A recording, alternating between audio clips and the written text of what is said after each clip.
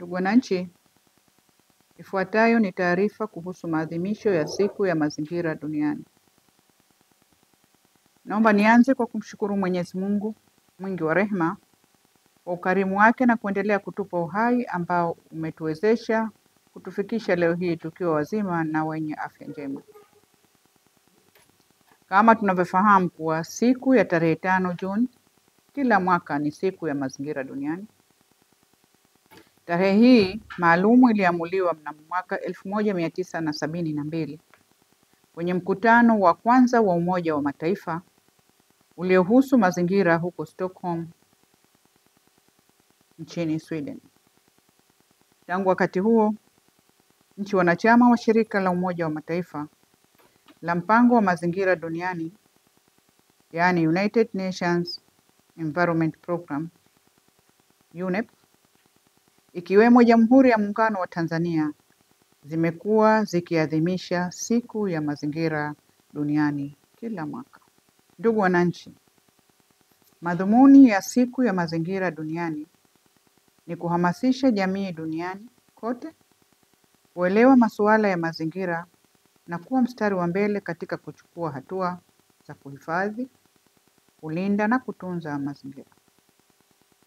Aidha, tunatumia siku hii kutoa fursa kwa jamii kufahamu kwamba tunao wajibu wa kuhamasisha jamii ili kuyaweka mazingira yao kuwa safi na salama, ili sote tufurahie hali hiyo katika masuala yetu ya maisha, vizazi vyetu na vizazi vijavyo. Ndugu wananchi, shirika la Umoja wa Mataifa la mpango wa mazingira duniani, yani United Nations Environment Program, UNEP, ndiyo lenye jukumu la kuratibu maadhimisho ya Siku ya Mazingira Duniani kwa kutoa kauli mbiu kwa kila mwaka na kuteua nchi ambayo huadhimishwa kimataifa. Mwaka huu wa 2025, maadhimisho ya Siku ya Mazingira Duniani kimataifa yatafanyika Jamhuri ya Korea Kusini, yani South Korea, yakiwa na kauli mbiu isemayo Beat Plastic Pollution, yani pambana na uchafuzi wa plastiki. Ndugu wananchi, lengo la kauli mbiu ya mwaka huu ni kukomesha kabisa uchafuzi wa plastiki duniani kote. Aidha, kuondoa uchafuzi wa plastiki duniani kutatoa mchango mkubwa na muhimu katika kufikia malengo ya maendeleo endelevu, ikiwa ni pamoja na yale ya hatua za kukabiliana na mabadiliko ya tabia nchi, uzalishaji, matumizi endelevu na ulinzi wa bahari pamoja na fukwe zake, na urekebishaji wa mfumo wa ekolojia kwa ajili ya kuhifadhi bioanuwai duniani, vikiwemo visiwa vyetu vya Zanzibar na Tanzania kwa ujumla. Ndugu wananchi, teknolojia ya matumizi ya plastiki kwa shughuli mbalimbali za viwanda, kilimo, biashara, utalii na nyinginezo imekuwepo kwa muda mrefu sasa. Kwa muda wote huo, ukuaji wa haraka wa ekolojia hii umetoa mchango mkubwa katika mapinduzi ya kimaendeleo ya viwanda, uchumi, biashara pamoja na huduma mbalimbali kwa jamii za maeneo tofauti duniani. Hata hivyo, maendeleo hayo yamekuja na gharama kubwa za kimazingira na kiafya kwa mwanadamu, viumbe wengine, pamoja na ekolojia nzima ya nchi kavu, fukweni na baharini. Hivi sasa zaidi ya tani milioni 430 za plastiki huzalishwa kila mwaka duniani. Theluthi 2 ya tani hizo hutupwa kama taka baada ya matumizi ya mara moja tu. Aidha, kila mwaka wastani wa tani milioni 19 hadi 23 za taka za plastiki zinazotupwa kiholela, ambazo huishia kwenye maziwa, baharini na kwenye mito. Aidha, inakadiriwa zaidi ya tani bilioni 1.2 za plastiki zitakuwa zimezalishwa hadi ifikapo mwaka 2060. Ndugu wananchi, katika kipindi cha muongo uliopita, ulimwengu ulizalisha bidhaa za plastiki katika kiwango kikubwa zaidi ya ilivyokuwa katika muda wa nusu karne nzima iliyopita. Takwimu pia zinaonyesha kuwa wastani wa chupa za plastiki milioni 1 kila dakika zinanunuliwa ulimwenguni kote. Taka za plastiki zinajumuisha 10% tu ya taka zote zinazozalishwa kwa siku ulimwenguni. Ingawa asilimia hiyo inaonekana sio kubwa sana, lakini athari yake kwa mazingira na kwa afya ya binadamu ni kubwa, ambayo inaweza kulinganishwa na athari za mabadiliko ya tabia nchi. Jambo hili linafaa kuzingatiwa kwa mustakabali wa maendeleo endelevu ya dunia, taifa moja moja na jamii kwa ujumla.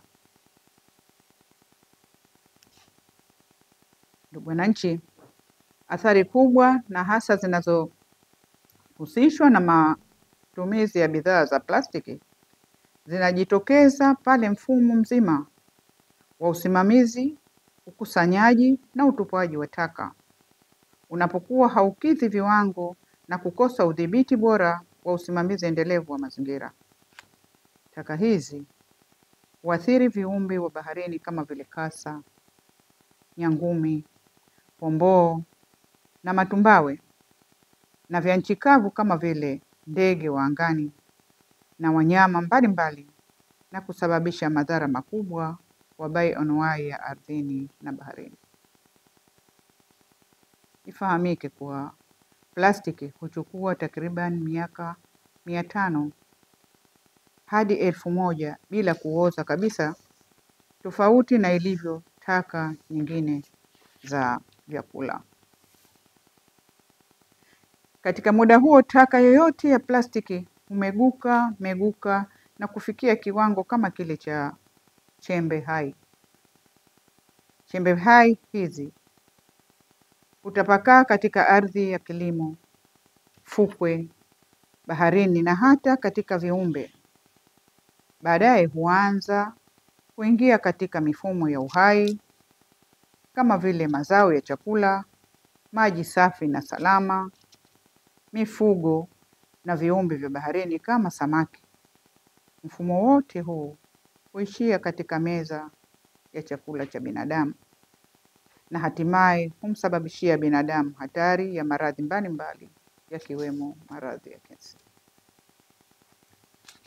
Athari nyingine ni pale taka za plastiki zinapoishia kwenye fukwe, kusababisha kupotea kwa haiba ya mazingira ya fukwe na hivyo kulitia dosari soko la utalii wa fukweni na baharini katika nchi za visiwa kama nchi yetu ya Zanzibar.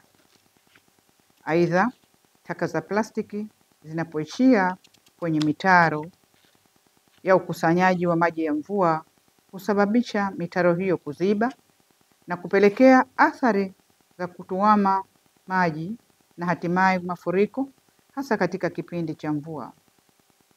Hivyo kusababisha uharibifu wa makazi kwa wananchi na miundombinu mbalimbali, pamoja na maradhi ya mlipuko na kuzama kwa watoto wetu wanaocheza katika maeneo hayo. Ndugu wananchi, Zanzibar ni sehemu ya Jamhuri ya Muungano wa Tanzania. Inawajibika kuadhimisha siku hii kwa kutafakari kwa kina matatizo yetu mbalimbali ya kimazingira yanayotukabili, likiwemo janga la madhara ya matumizi ya plastiki. Aidha, tunalazimika kutafuta njia muafaka ya kuyatatua matatizo hayo, hasa tukizingatia kuwa sisi ni jamii ya visiwa vyenye upungufu mkubwa wa mali asili na uchache wa ardhi. Katika kuadhimisha siku hii, pia ni vizuri tukatafakari maeneo yenye mazingira mazuri na kuyapangia mikakati mizuri ya kuyaendeleza kwa faida yetu na faida ya kizazi kijacho.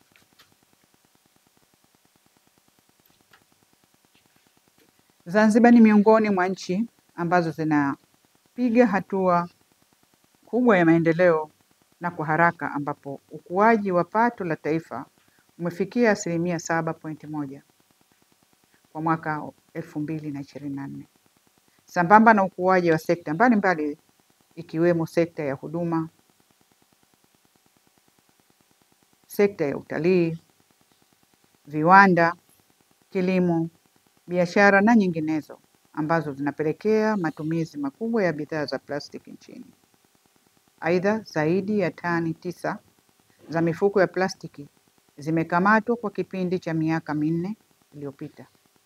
Kwa mwaka wa 2024-2025, kilogramu 481 za mifuko ya plastiki zimekamatwa nchini. Hali hii inatokana na juhudi mbalimbali zinazochukuliwa na serikali yetu ya Mapinduzi ya Zanzibar katika kudhibiti uingizaji na matumizi ya bidhaa za plastiki nchini.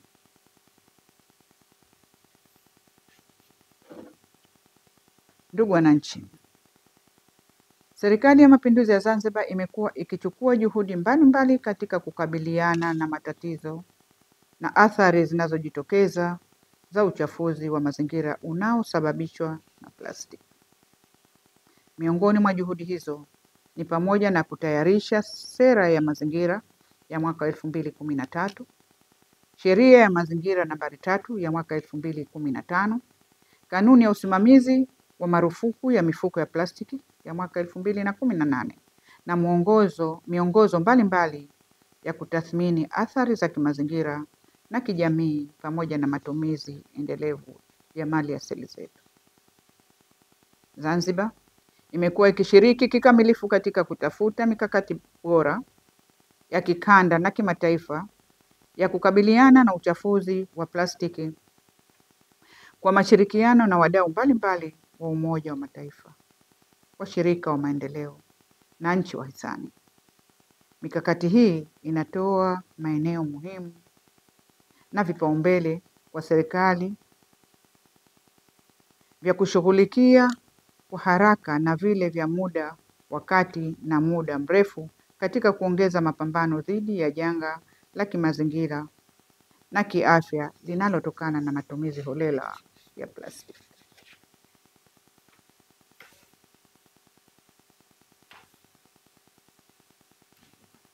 Ndugu wananchi, kwa dhati kabisa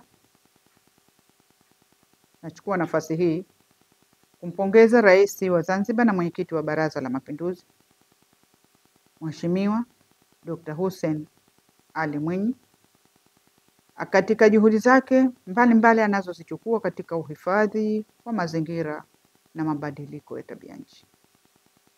Kwa mwaka wa 2025, Serikali ya Mapinduzi ya Zanzibar imeadhimisha Siku ya Mazingira Duniani kwa kufanya shughuli mbalimbali zikiwemo, naomba nizitaje: kufanya tathmini ya uchafuzi wa mazingira unaosababishwa na bidhaa za plastiki na kutoa mwongozo katika udhibiti wa matumizi ya bidhaa hizo. 2, kutoa elimu kwa jamii juu ya uhifadhi na usimamizi wa mazingira na athari za matumizi ya bidhaa za plastiki katika shehia ya Maruhubi na soko la Darajani.